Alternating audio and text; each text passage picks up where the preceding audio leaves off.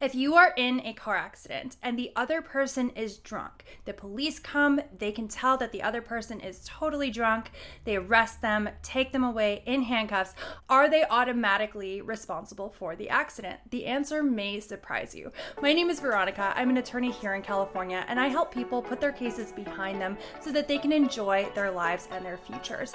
I'm also the creator of a course called Defeat the DVRO, in which I teach you how to represent yourself in a restraining order hearing and win. So if that is something you're interested in, make sure you get your free first class via the link in the description box down below. Okay, so let's jump right in. If you are in a car accident and the other driver is drunk, so drunk that they are actually arrested for a DUI, are they automatically considered at fault?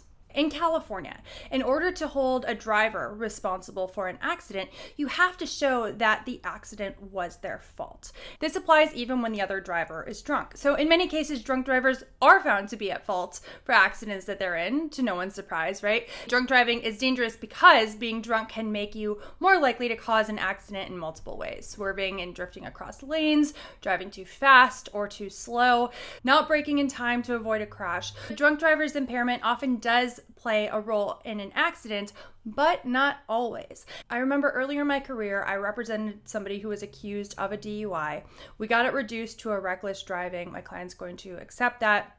That was a really great offer in his case. And on the day he was going to accept it, the judge calls his name, we stand up, the prosecutor stands up, and this other person that I hadn't seen before also stands up and addresses the judge, tells the judge that she is the victim and that she wants compensation.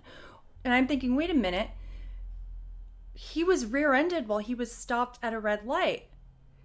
He was drunk, sure. He was over the legal limit, but doesn't sound to me like that accident was his fault. And that lady did not get the compensation that she was asking for from the judge for the accident that actually she had caused.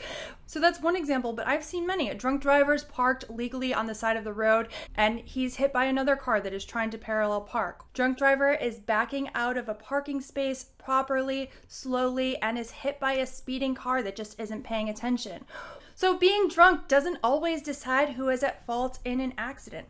The drunk driver could still face DUI charges, of course, but the drunk driver can actually sue the other person and be successful if the other person was mostly at fault. And look, I'm not condoning drunk driving in any way, but I'm also for sure not condoning bad driving. I think of an accident that I was in myself where the other driver was speeding, ran a red light that had been red for almost 20 seconds, and crashed into me. Even if I had been completely drunk. I wasn't drunk, I wasn't drinking at all, by the way, but it was still her fault, right? It was still 100% her fault. There was nothing I could have done to get out of the way. It was an intersection and she just sped right on through and slammed into me. I hope you found this video helpful. If you do have a case in California, feel free to give me a call. You can find my number down below. You can also book a consultation with me there. And if you did find the video helpful, please don't forget to like, subscribe, ring the bell, and follow me on Instagram, TikTok, and Facebook.